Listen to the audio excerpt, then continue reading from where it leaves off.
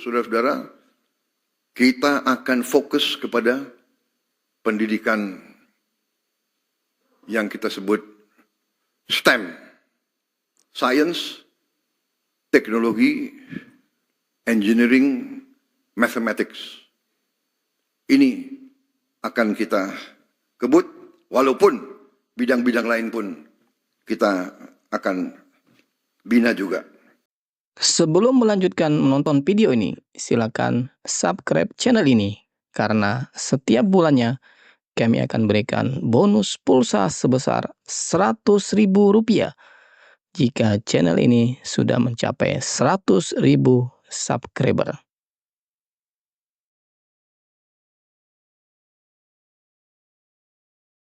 Bismillahirrahmanirrahim. Assalamualaikum warahmatullahi wabarakatuh. Salam sejahtera untuk kita semua. Shalom.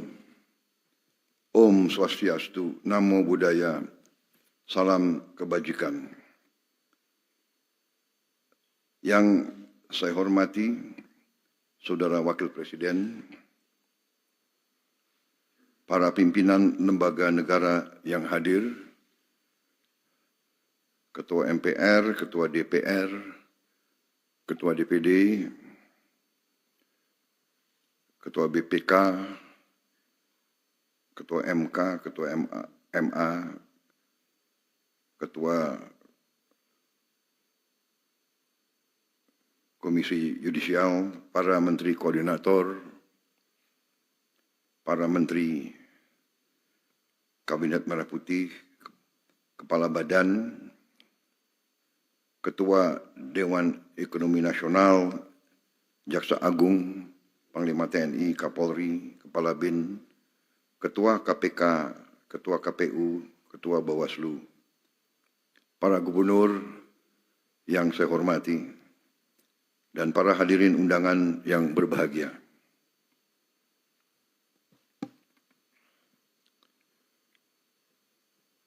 Setelah hampir 2 bulan Kabinet Merah Putih menjabat, hari ini kita memasuki tahap yang penting dalam pemerintahan kita, yaitu acara penyerahan daftar isian pelaksanaan anggaran DIPA dan daftar alokasi transfer ke daerah tahun anggaran 2025.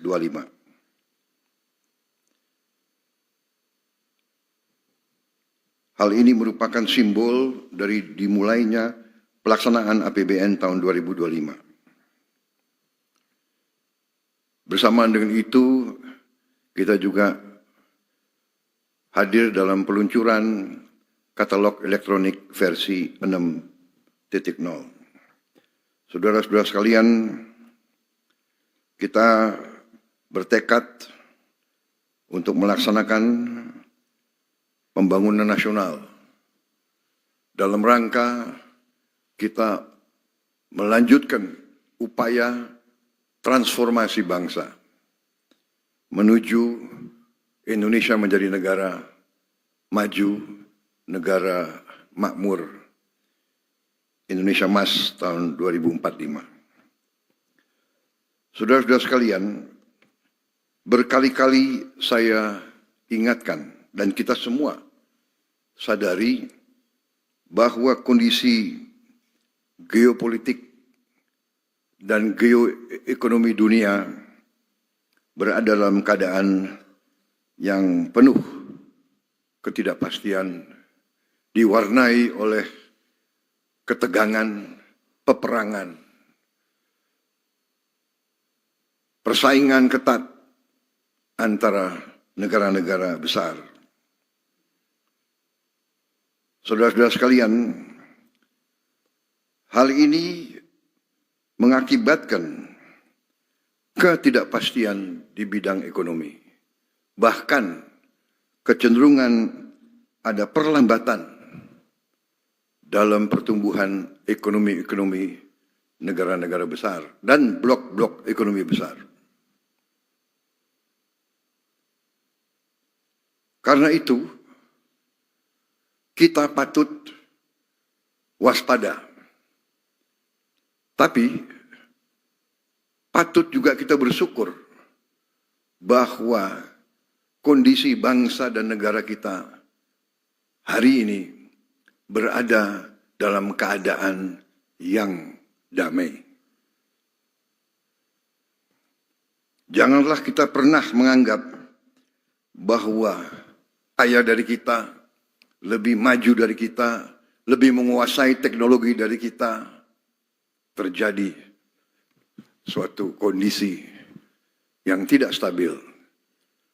Bahkan negara-negara yang kita anggap lebih maju dari kita diwarnai oleh upaya darurat militer dan ketegangan-ketegangan lain. Bahkan kita harus waspada bahwa setiap saat bisa muncul kondisi yang lebih parah dari kondisi sekarang. Saudara-saudara sekalian, karena itu APBN kita tahun 2025 dirancang untuk menjaga stabilitas, inklusivitas, keberlanjutan dengan kehati-hatian. Kita punya cita-cita yang tinggi, tapi kita harus terus melakukan pengendalian ekonomi secara prudent, hati-hati, dan terencana dengan baik. Saudara-saudara sekalian, belanja negara harus kita lakukan dengan meningkatkan efisiensi, penghematan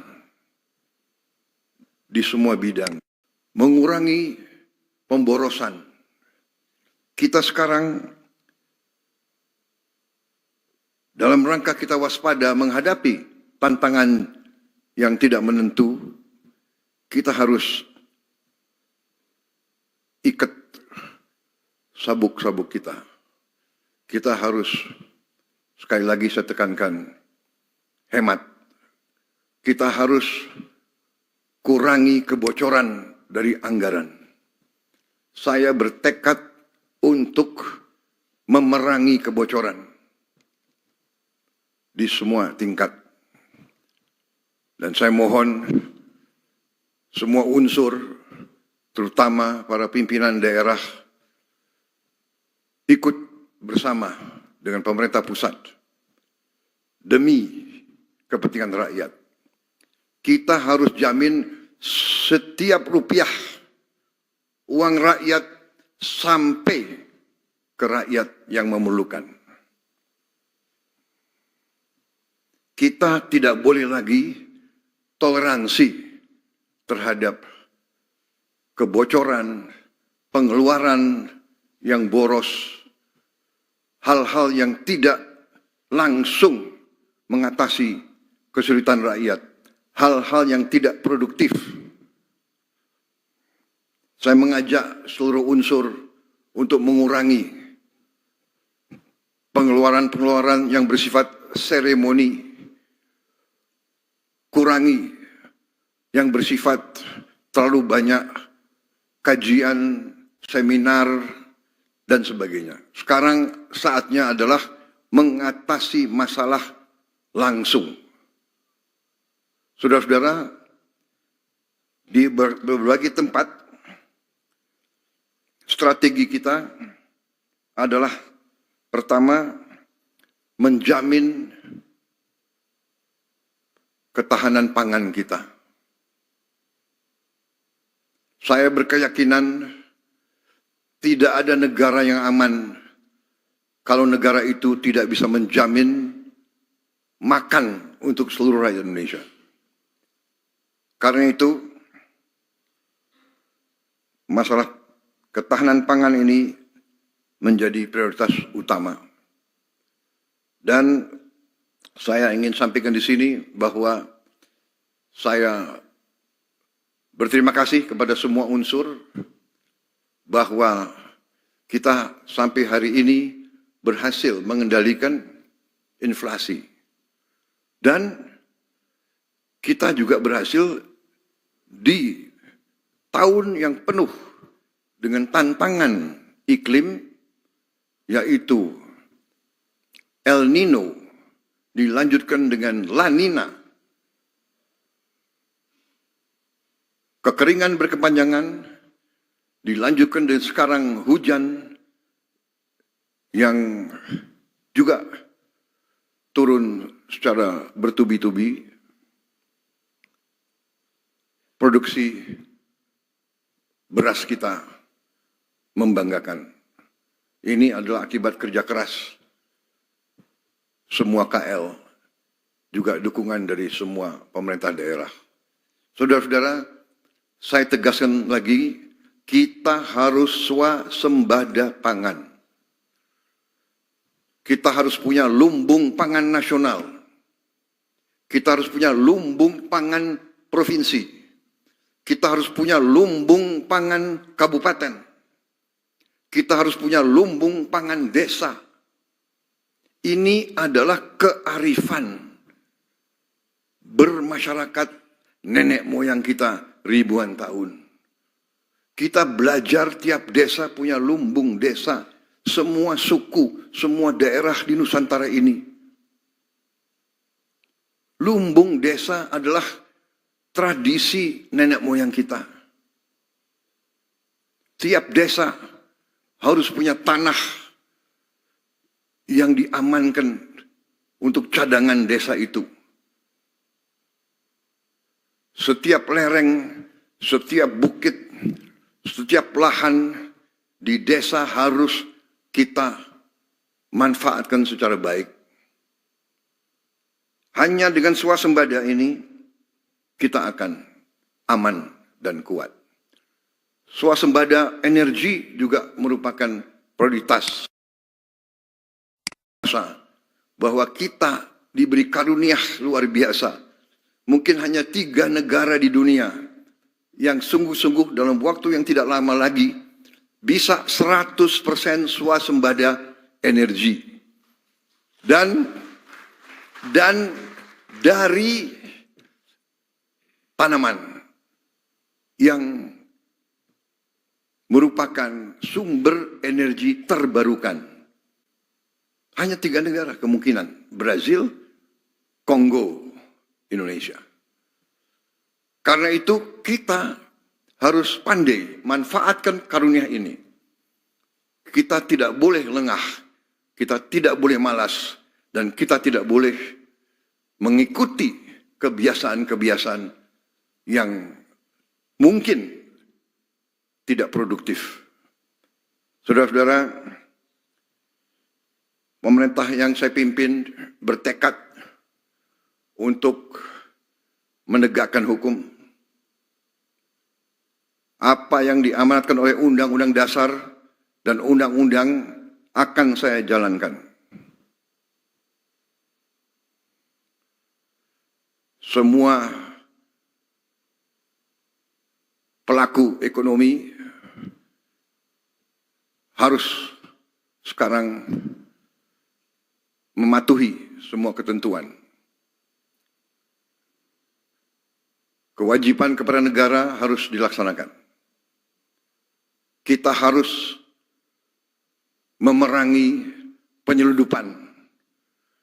Penyelundupan ini menghancurkan kehidupan puluhan ribu rakyat kita.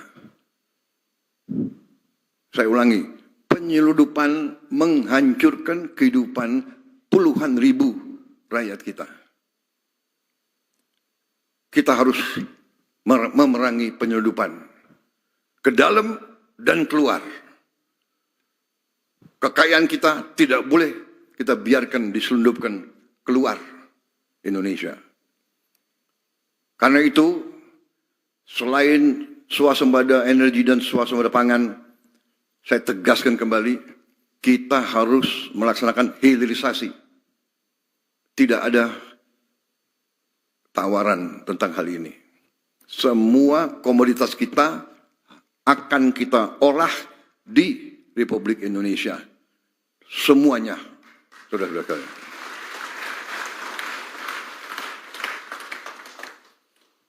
Saudara-saudara sekalian, pendidikan dan kesehatan kita tempatkan sebagai prioritas juga. Tadi itu strategi yang akan kita tegakkan dan kita mampu tegakkan. Tetapi kalau saudara perhatikan, alokasi yang terbesar dalam APBN kita adalah pendidikan. Kalau tidak salah, ini adalah alokasi terbesar dalam sejarah kita. Saudara-saudara sekalian, banyak negara alokasi pertamanya, alokasi terbesar dalam APBN adalah pertahanan. Demikian Amerika Serikat, demikian India, alokasi terbesar adalah pertahanan. Indonesia, alokasi terbesar adalah pendidikan. Demikian kita menempatkan pendidikan sebagai prioritas dan kita yakin melalui pendidikan dan pelayanan kesehatan inilah jalan keluar sesungguhnya dari kemiskinan. Perlindungan sosial, bantuan sosial, subsidi menurut pandangan saya adalah langkah-langkah antara. Langkah-langkah menuju kebangkitan ekonomi kita melalui hilirisasi. Tapi di ujungnya pendidikan dan kesehatan yang akan membawa rakyat kita keluar dari kemiskinan. Makan bergizi juga hal yang strategis. Kita selamatkan anak-anak kita, tapi dengan itu kita akan memberdayakan ekonomi pedesaan, ekonomi kecamatan, ekonomi kabupaten, ekonomi provinsi. Puluhan triliun akan beredar di daerah-daerah. Sebagai contoh yang sederhana, dengan dana desa kita gulirkan 1 miliar rupiah per desa per tahun. Dengan makan bergizi per desa per tahun melalui uang makan untuk tiap anak-anak itu beredarnya adalah kurang lebih 8 miliar rupiah per desa per tahun. 800% meningkat peredaran uang di daerah-daerah. Kita akan balikan yang uang tersedot ke pusat, ke Jakarta, kita balik uang sekarang akan turun ke desa-desa, ke daerah-daerah.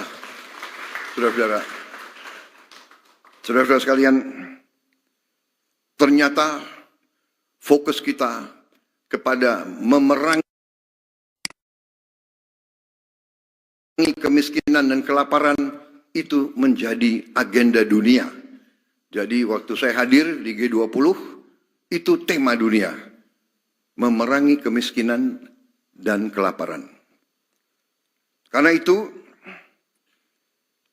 subsidi dan perlindungan sosial akan kita perbaiki agar lebih tepat sasaran dan berkeadilan. Pemerintah sekarang sedang merumuskan langkah-langkah supaya semua subsidi nanti bisa dirasakan, yang dinikmati adalah golongan rakyat kita yang paling lemah. Saudara-saudara sekalian, dalam rangka kita meningkatkan efisiensi, tentunya ada prioritas sehingga tidak semua pengajuan dari daerah atau dari KL bisa kita penuhi tahun ini. Tetapi saya percaya dengan strategi kita di saat-saat mendatang akan terdapat kemampuan kita untuk menjalankan semua prioritas yang saudara sudah rencanakan. Saudara-saudara sekalian, dalam rangka kita tingkatkan pemerintahan yang bersih, salah satu terobosan adalah melalui digitalisasi. Karena itu, saya ucapkan terima kasih dengan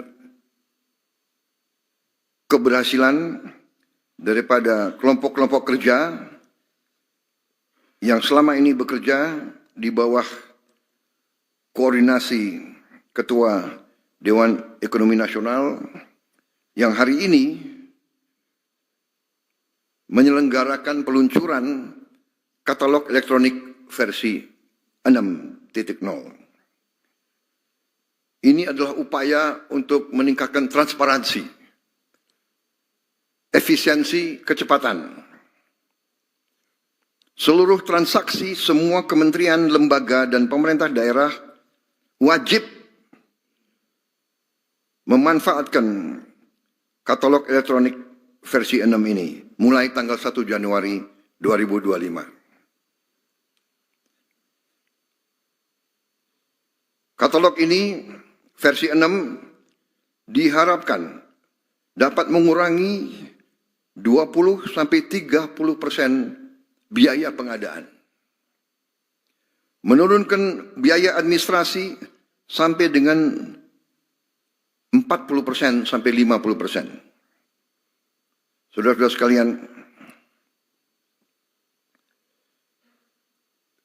dalam penilaian terhadap ekonomi kita, ada suatu tolak ukur yang disebut ICOR, ICOR, Incremental Capital Output Ratio. ICOR kita dinilai angkanya 6. ICOR beberapa tetangga kita, ICOR-nya 4 atau 5. Artinya kita dinilai lebih tidak efisien dari beberapa ekonomi tetangga kita. Bahkan tidak efisiennya itu dinilai 30%. Diharapkan dengan penggunaan e-katalog ini, efisiensi ini dapat kita kurangi. Karena itu, saya ucapkan terima kasih sekali lagi kepada semua unsur.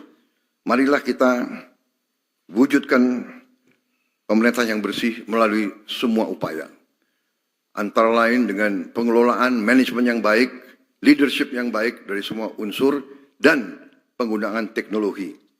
Tentunya di ujungnya kita harus berani tegakkan hukum. Demikian saudara-saudara sekalian, hal-hal yang ingin saya sampaikan setelah saya pelajari angka-angka, setelah saya mengadakan pertemuan dengan para menteri, juga kemarin saya ikut dalam rapat di Kementerian Dalam Negeri, bicara dengan, kalau tidak salah, 6.000 pejabat seluruh Indonesia. Ternyata kita dapat ambil kesimpulan sebetulnya Indonesia ini ekonomi kita kuat. Tapi bisa lebih kuat lagi. Bisa lebih produktif lagi. Sangat bisa menghasilkan uang lebih banyak lagi sehingga kita bisa gunakan itu untuk menghilangkan kemiskinan, meningkatkan tingkat kemajuan pembangunan kita. Inflasi yang kurang lebih 1,55%, saya kira sangat jarang dalam sejarah dunia. Sangat jarang. Dan ini sekali lagi, ini adalah hasil kerja kita semua. Hasil bukan pemerintah saya baru baru 51 hari menjabat.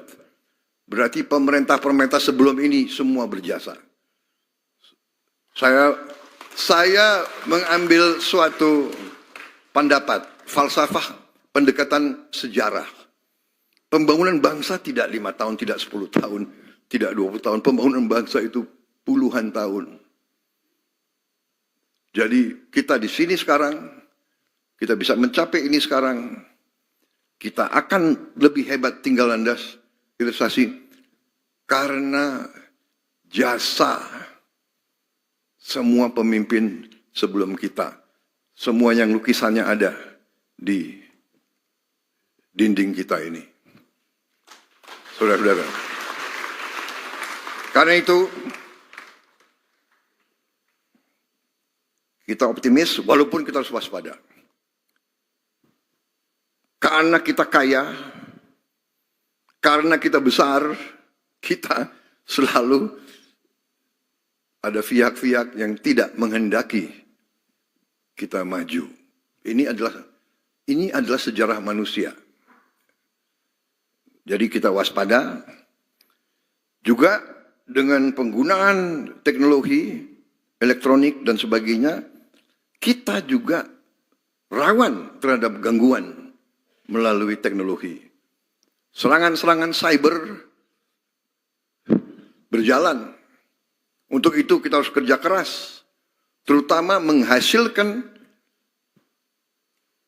anak-anak kita yang menguasai teknologi ini, menguasai cyber, menguasai artificial intelligence.